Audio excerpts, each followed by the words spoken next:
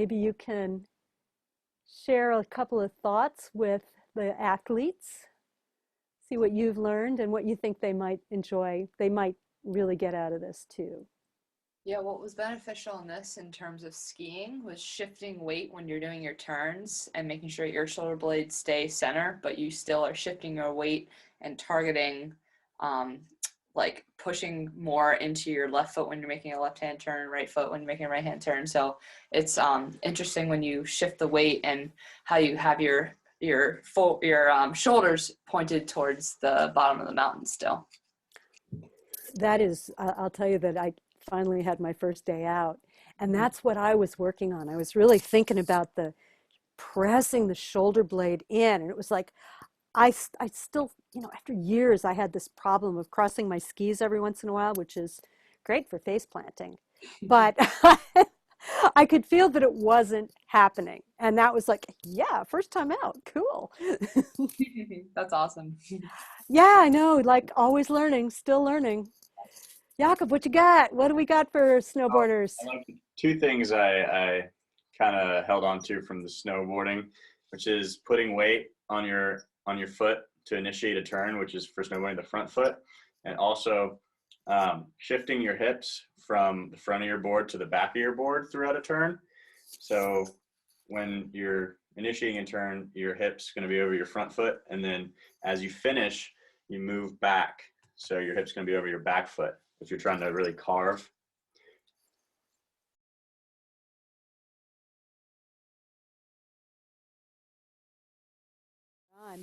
Well, today is early in the new year, and we finally have some snow.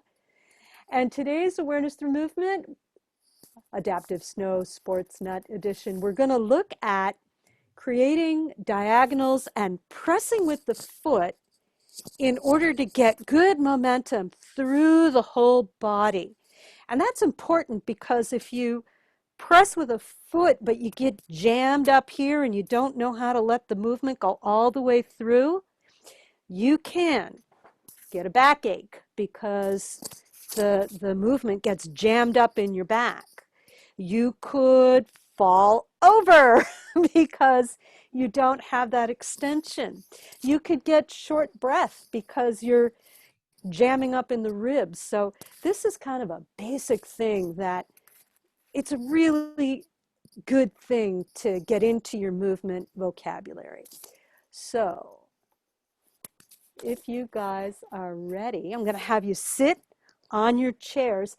And it's always a good idea to sit up at the edge of the chair and let your sit bones be at the edge of the chair. And just for a minute, you can let your hands rest on your knees and get that feeling of the sit bones. And maybe we'll do a little bit of that rocking forward and back on the sit bones. And this is something that you could, if you were on the lift, you could be doing a little bit of this rocking as a warm-up. You could even remember we did a lesson where we kind of pressed back into the seat with the middle of the back and then with the upper part of the back and with the lower part of the back. That's it, right. As a nice little warm-up. And you can do some breathing with that. It's always a good idea. Good. And now we're going to do a little bit of side to side. So you're shifting from one sit bone to the other sit bone. Yeah, that's it. And really let that sit bone sink down into the ground. So we're going side to side and see how smooth you can make that. Now, in any sport, there's some element of this side to side, whether it's on skis or kayaking or playing golf. This shifting side to side is a fundamental element of movement vocabulary. Good. So let's let that sit for a second. And we'll just imagine that we're on the lift and it is a gorgeous sunny day and every trail is open finally. and everybody's in a good mood. And now just lift one sit bone. So you're shifting your weight, you're letting one sit bone come up, and your weight shifts consciously over to the other one. So one side comes up and you go across. And notice how smoothly you can let this happen. So notice if there's anything that catches. I just noticed a little grab right there. Some people might find it in their back. Some people might find it in the shoulders or the chest. So how easy can you let that be? We've done some things where we feel as we lift this one side, the ribs on that side come together. And as we lift this side, the ribs on this side come apart. So see if you can find that. And notice how smooth that is. And then we can do the other side real quick, just a little bit. And then just take a rest. And I always forget that, especially without Tim here, I might not remember to give enough rests. Resting is so important because what we're doing here is teaching the nervous system something new.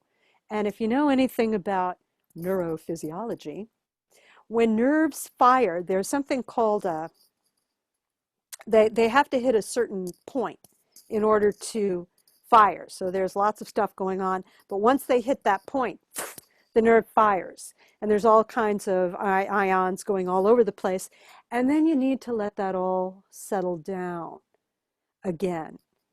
So that's part of learning is finding that point where it activates and then finding where it settles down. And the same thing happens in the nerve synapses. So one nerve is connected to the other by the synapse, and there's chemicals that get into that synapse. And you want to give those chemicals a chance to dissipate, over 100 chemicals. So that's why we take frequent breaks. So now back to the side that you started with. Let's start with the right side. This time now, in order to lift the hip, you're going to press down. So really let your foot underneath. That's the first step. And be sure that you're up at the edge of the chair so that your legs have lots of movement. If you sit way back in the chair, you might notice that your thighs kind of get in the way of moving. But when you come up to the edge of the chair, your thighs have a lot of opportunity to move and your knees are over your feet. And now, pressing down with the foot. Press down with the foot and let that lift the hip. So you're pressing with the foot and lift the hip comes up. Let go a couple times. So you're pressing, pressing, pressing, and releasing. So that's one way to shift weight across. Pressing with the foot pushes down and actually lifts the femur, lifts that long bone. And that lifts the hip. Just shift your weight across. So no pushing with the feet, just kind of gliding your weight across and back. And this is fine in the kayak as you're, going side to side. But this very easy movement without too much pressure from the foot. And I imagine that if you're on a snowboard, it's not all that steep and you don't really need hand for anything. And notice if it's more comfortable for you to inhale as you shift and exhale as you come back to center. Or maybe you take a deep breath and you exhale as you shift and inhale as you come back to center. They're both right, but it's nice to know how they both feel. Good, and let that go for a minute. And we're going to try one more way of lifting the hip. So this takes some imagination. So let me explain it first. What we're doing is we're finding a way to open the hip flexor. So that's the front of the hip here. So it's a bigger movement of the hip. And the trick to that is to imagine there's a ribbon or something right here on the inside of the knee, and it's going to point or attach to the opposite toe. So we've got this knee going to this toe. It's a diagonal going down. You can also even imagine this hip kind of pointing to this knee. This is how we're going to get a diagonal. So see what it's like for you to press with the foot and at the same time imagine the knee is staying straight but pointing. So it's the hip is pointing, the inside of the knee is pointing, and it's a different feeling in the hip. It's more of a diagonal feeling in the hip. So this might be new for you. So see what that's like.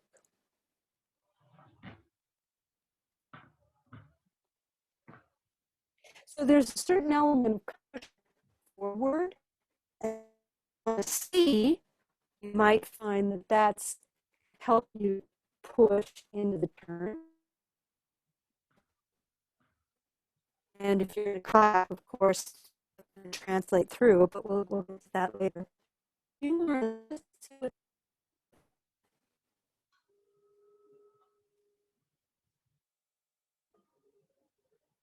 And go through the three different ways that we did this. So there was the pushing, and the knee came, the hip comes straight up.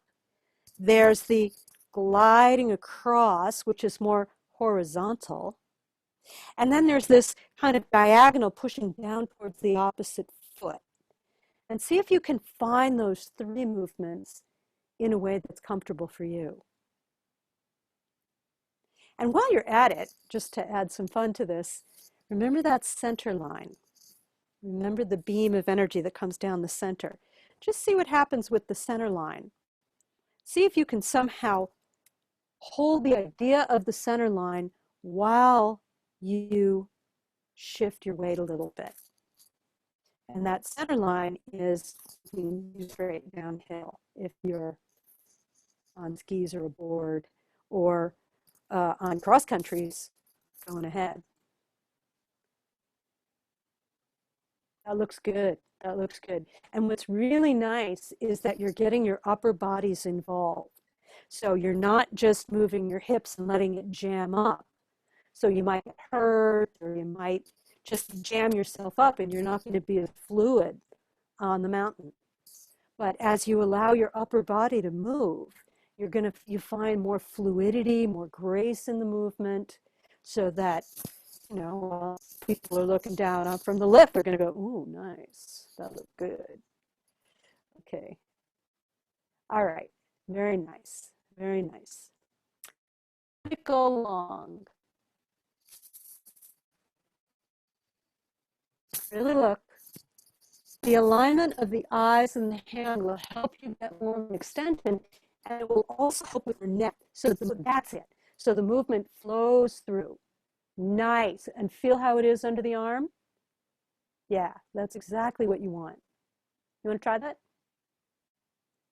And take a rest when you're done. Take a rest. Take a rest. Both of you guys are black screens for me right now. I'm like connecting in and out. Oh, no. You'd think you could follow the directions without seeing? I'll bet you can. I can see you. I can tell you what's going on. I just didn't hear the directions because Okay, because I know, technical difficulties. All right, so let's try it again. So you've got, we're going to be pressing with the right foot. That's going to lift the right hip. And it's the left hand now. Comes up. Look at it. That's it. And now press down with the foot and get that movement. See if you can find the force to go all the way through.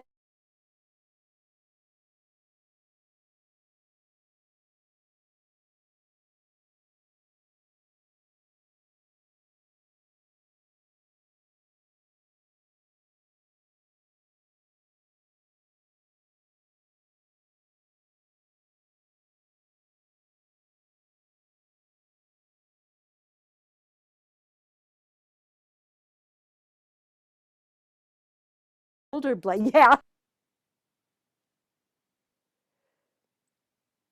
there we go. Great. Okay, so now, uh, again, the hand's going to come up. You're going to look at it. And then let your body twist a little bit. So you press, you lift, and then see how much you can get this shoulder blade to press back as you lift. See if you can get that. Yes, beautiful, beautiful, beautiful. And let go. And do a few more. So looking with the hand, it's important that you look. We've done some lessons where, yes, where we looked at how the eyes, good. So targeting on the hand is going to help you practice directing the eyes where you want to go. So let's try one more thing with this now on this side.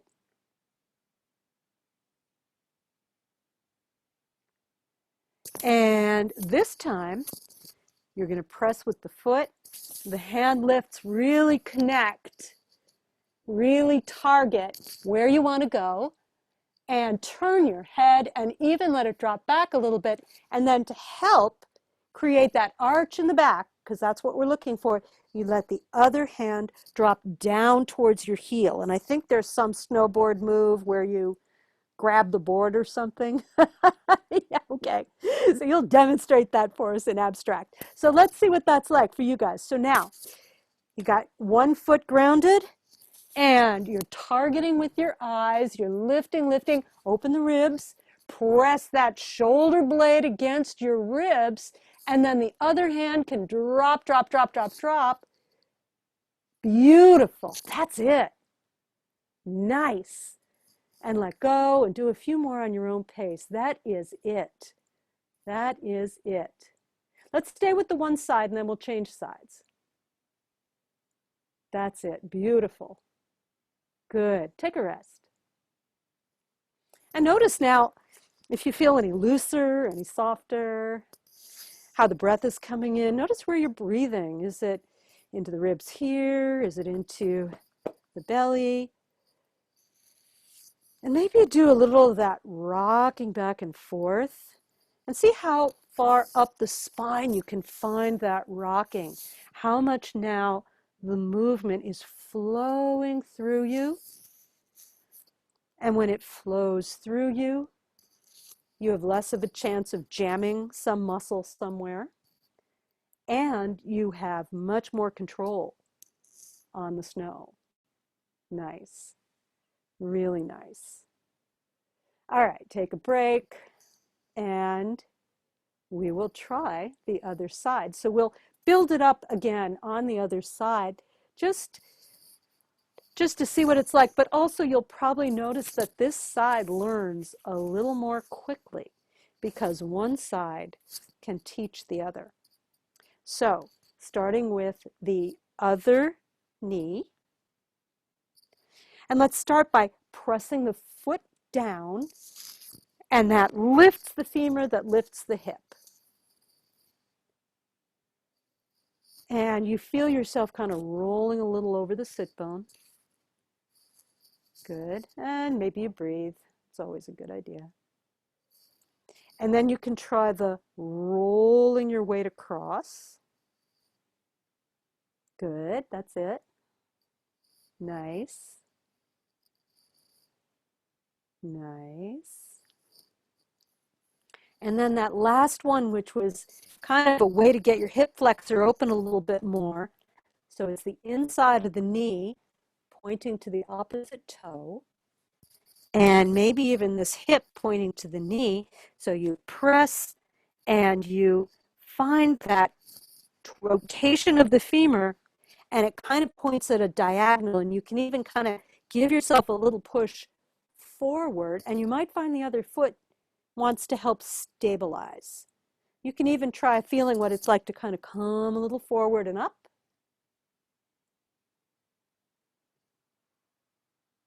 That's it. Nice. That's it.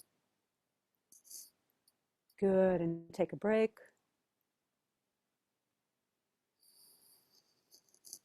And in this beautiful moment, you imagine that you're on your second run now. And the first run was great. You had corduroy, and there's still corduroy, and the sun is peeking up over Cannon. And the trees are just sparkling with snow. And there's no wind, and you get off the lift by, if you remember how we came forward and up to get up off the lift.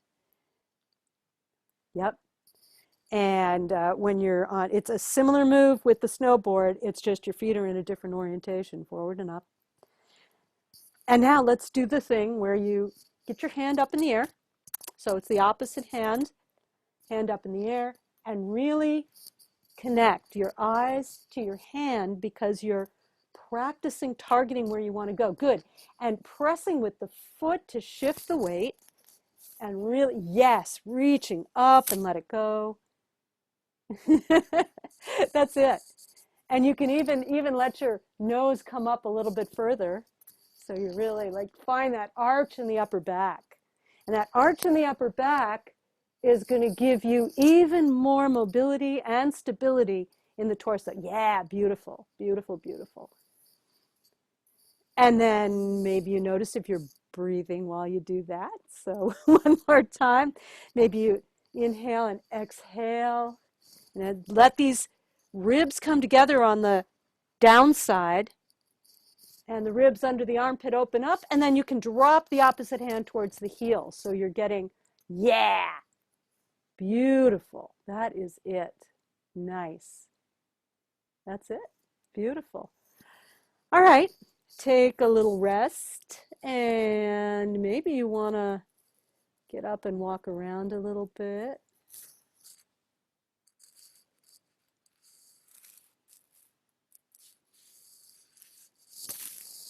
And do a little rocking back and forth. And now, in any way that you would like, you can press with one foot and lift that hip, and then press with the other foot, and see what it's like now after you've done this big opening in the side. See what that's like. And maybe you imagine now you're actually on the snow. That one thing we can do is translate this movement from this to this with your torso pointing downhill. You can also translate it to this, which is the cross-country ski move.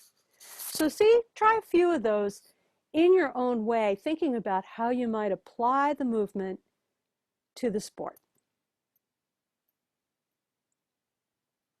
Think about it. Think about it. Yep. And get the shoulder blades engaged. That's it. Yes. And notice how getting the shoulder blades engaged takes a little weight off the hip. And when it takes a little weight off the hip, it makes it easier to turn. That's it. Great. That's great. Well, that's it, guys. Thank you so much. It's always so much fun to see you guys, explore the movement and really take it into yourselves and make it possible to share this with the volunteers and the athletes. So thank you, and we'll see you again soon.